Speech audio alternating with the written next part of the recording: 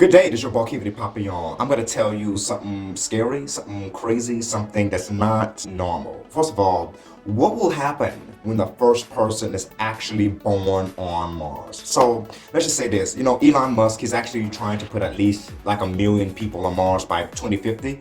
But this is the thing. When the first person is born on Mars, everybody, even you and me, everybody will be affected. I know what you're asking. If they're over there and we're over here, what does they have to do with us? Okay, I'm gonna tell you this. Look, first of all, when the first person is born on Mars, the first thing that's gonna happen is that everybody is going to have to add planet of Earth to their passports. Because when the first person is born on Mars, they will not be born in a country that's on Earth. So whenever they visit a country, we have to know where they're coming from. So we have to put planet now.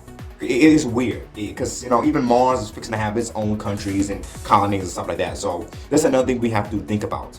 Not only that, it's like just imagine when we start colonizing Mars and notice that just here on Earth we have all these different disputes around different countries and stuff like that. Politics between countries, wars between countries. Just imagine when we start to have conflicts between planets.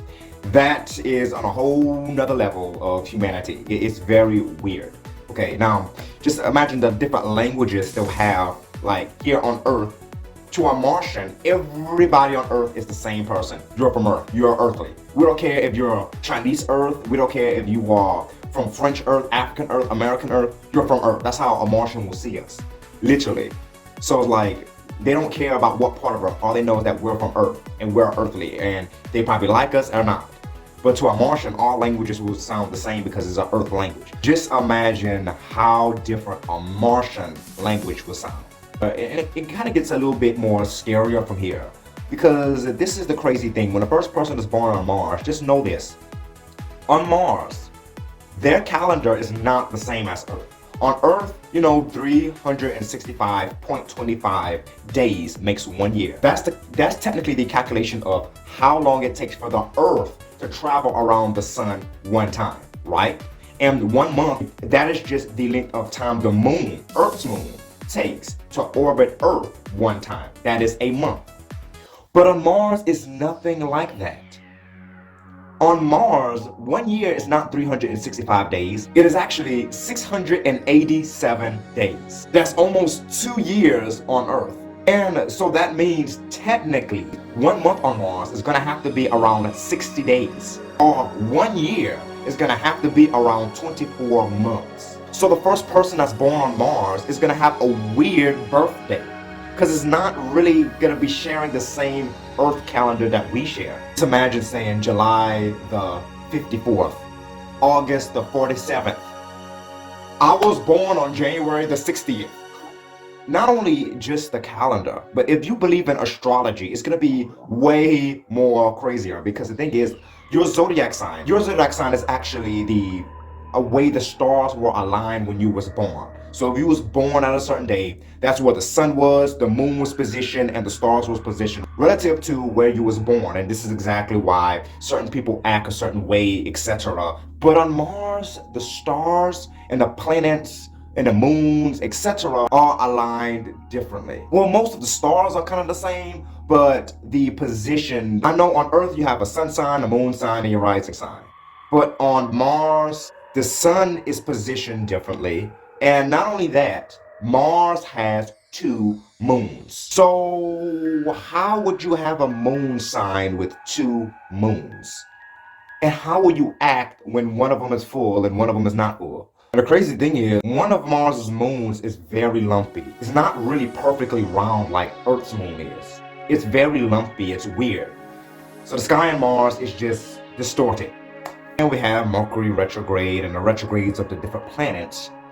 But on Earth, we got a retrograde for each planet, and crazy things happen according to which planet is in retrograde. But when you're on Mars, you can actually see Earth from Mars. What happens if Earth goes into retrograde? What happens?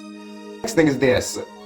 Mars, I don't think y'all really understand this. Mars is 33 million miles away from Earth, and that is the closest point when Earth and Mars is the closest throughout the year.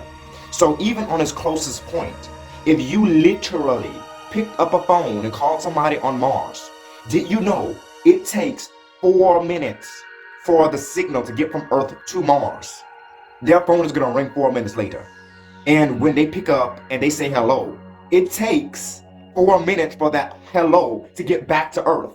So when you're calling someone on your phone and you actually call someone on Mars, it's going to take a total of 8 minutes for you to get a response. That's only if they respond instantly. So that's the quickest time. But please do not ask me how long it takes when Mars and Earth is like on opposite sides of the sun.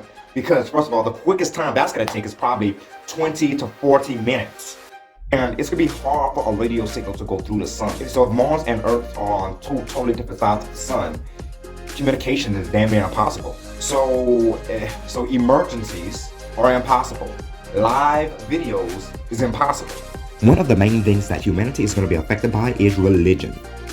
Just notice how the majority of the Bibles in many religions mainly talk about how God created Earth. The majority of the things in the Bible mainly talk about what occurred on Earth. The first humans was created on Earth. Jesus was born and he died on Earth. The Bible talks about the new heaven and the new earth, the old heaven and the old earth. But what about Mars? How did God create Mars? Is there a new heaven and a new Mars? Will they have a Martian Bible?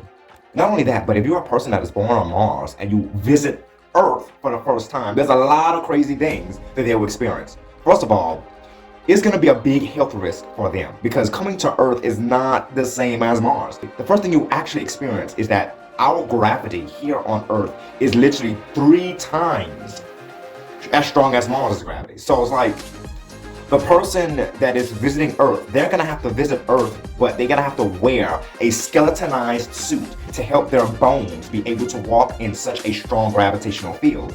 And there's a lot of health risks, such as heart attacks, because their veins is going to actually have to work 3 times harder than it is on their home planet. But not only that, a lot of things will be even more brighter here on Earth, like their eyes won't be able to withstand the bright sun here, because Mars is literally 33 million miles further from the sun than Earth is. So it's like, of course, you have 33 million miles of sun, extra sunlight hitting you. And the first person that visits Earth, they'll be amazed to see how many people here on Earth. Like here we have, by that time, they may have about 10 billion people here compared to the only 10,000 they have on Mars. But another thing that I like to think about, what happens if the first person is born in another solar system? That's gonna be another video.